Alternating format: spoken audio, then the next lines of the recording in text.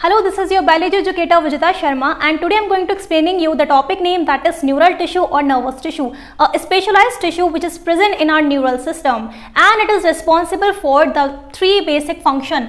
सबसे पहले हम बात करते हैं बच्चों neural tissue basic three functions perform करने में हेल्प करता है. That is the one which is called as the detection. It helps in the detection. It helps in receive of signals. Signal को रिसीव करने में हेल्प करता है and it also help in transmission of the signal. यानी कि three basic function DRT, that is detection, receive and transmit करने में हेल्प करता है. Suppose I am taking an example. Just I put my hand over the hot pan and I just withdraw my hand from the hot pan. So what I felt, मैंने क्या सोचा कि मुझे तवा गरम लगा इसलिए मैंने अपने हाथ को पीछे किया. इससे क्या हमारी बॉडी में एक रिफ्लेक्स जनरेट हुआ? बिल्कुल आपने सही समझा. हमारी बॉडी में एक रिफ्लेक्स जनरेट हुआ जिसे हम रिफ्लेक्स एक्शन कहते हैं और वो रिफ्लेक्स एक्शन को परफॉर्म करने में कहीं ना कहीं हमारा न्यूरल सिस्टम इन्वॉल्व था. न्यूरल सिस्टम के अंदर नर्वस टिश्यू प्रेजेंट है और उस नर्वस टिश्यू को बनाने में सबसे मेन रोल हमारी बॉडी की स्ट्रक्चरल और functional unit of nervous system participate कर रही है. That is the only one which is the longest cell of the human body which is called as the neuron. Neuron को हम लोग क्या बोलते हैं बच्चों? It is called as the structural and functional unit. Structural and it is functional unit of nervous system. Nervous system का functional और structural unit कौन है? न्यूरॉन है. Now, if I talk about the neural system, so its origin is ectodermal. इसका origin कैसा है? इसका origin है ectodermal. That is the germ layer which going to be form the nervous system. That is ectoderm germ layer. Now, this tissue consists of the neuron. So let us begin and understand the neural tissue in briefly by the help of chart.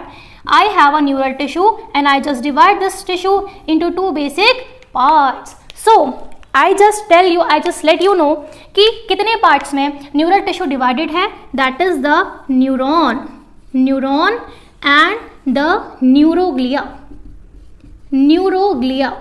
Neuroglia are the glial cells और supporting cells जो कि protection में help करते हैं.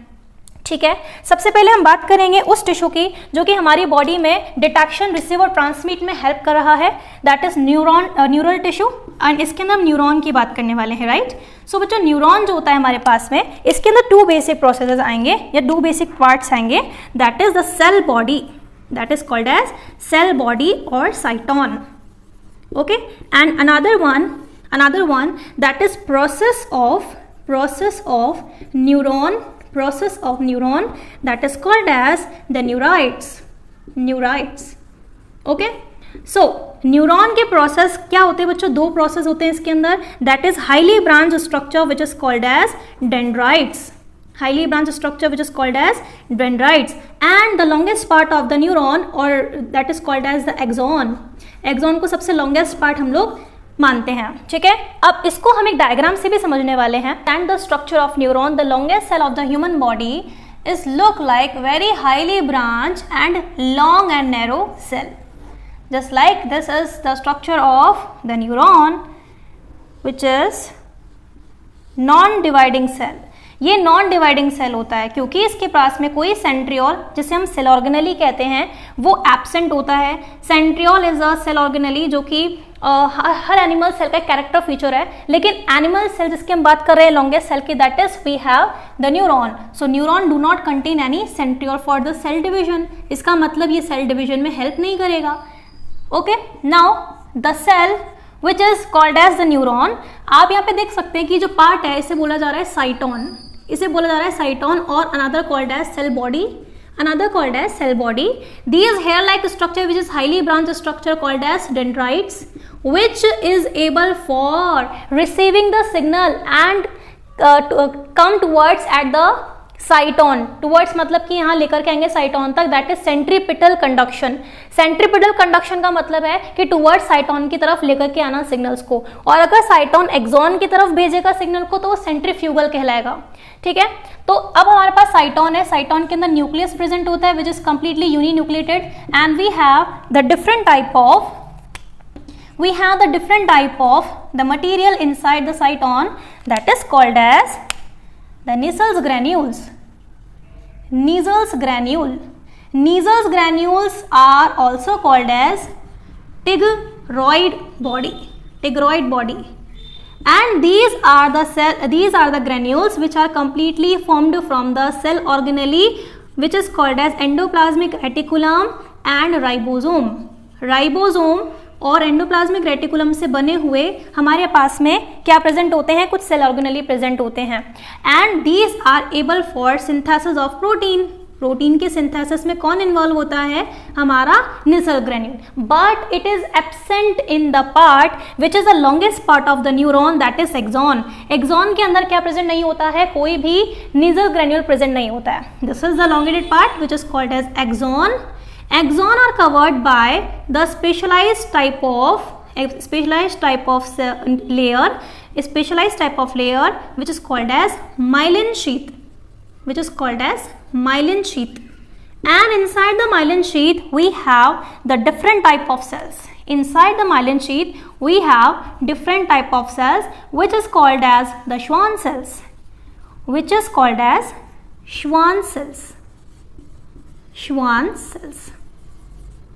The gap between the two myelin sheath, the gap which is called as nodes of Ranvier.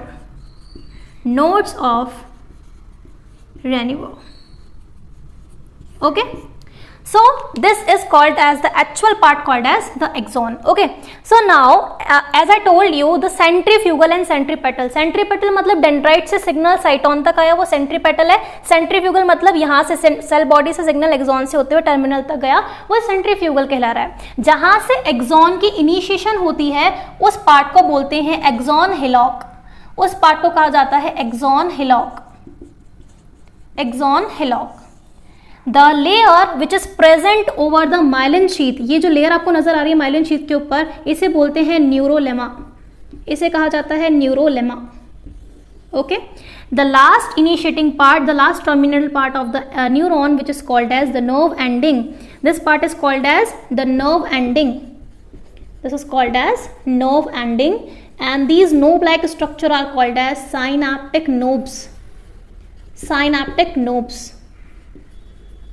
Each synaptic nobes contain the synaptic vesicles. Inside the synaptic node we have a synaptic vesicles. आपको अच्छे से पता लगेगा आगे function कि synaptic vesicles का क्या function है। synaptic vesicles बेसिकली क्या करते हैं, दूसरी मेम्ब्रेन पर जाकर के फ्यूज होकर के न्यूरोट्रांसमीटर को क्या करते हैं, रिलीज करने में हेल्प करते हैं। The second part of the neural tissue that is the neuroglial cells. Neuroglial cells एक ऐसे सेल्स हैं जो कि सपोर्ट और प्रोटेक्शन में हेल्प करने वाले हैं, and they do not conduct any impulses, किसी भी इम्पल्स को कंडक्ट नहीं करेंगे। इनका फंक्शन है कि कभी इम्यून सिस्टम में हेल्प करना, या फिर हमारी बॉडी में एक तरीके से बैरियर की तरह एक्ट करना, या फिर हमारी बॉडी में माइलिन शीथ की फॉर्मेशन करना। So we have the different type of neuroglial cells that we have the astrocytes, microglial cells and oligodendrocytes. Okay, so let us begin this. It is act as a blood brain barrier, यानी कि they are going to be formed by the help of tight junctions, and ये हमारी body में neurotoxins जैसे highly chemicals को neural system में आने से प्रिवेंट करने का जो काम करते हैं वो हमारी बॉडी में कौन करते हैं, एस्ट्रोसाइट्स करते हैं। उसके बाद में माइक्रोग्लियल सेल्स होते हैं विच इज द सबसे smallest cell in the nervous system, microglial cells, and they are the phagocytotic cells जो कि हमारी बॉडी में फेगोसाइटोसिस करके इम्यून डिफेंस में हेल्प करते हैं। Last we have oligodendrocytes which are smaller in the size and they are help in the synthesis of myelin sheath from the central nervous system.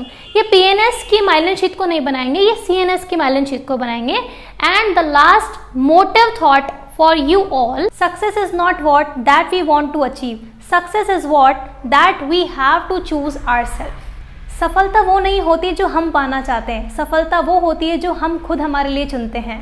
तो बच्चों अपना स्ट्रगल करते रहो और आगे बढ़ते रहो। Thank you so much.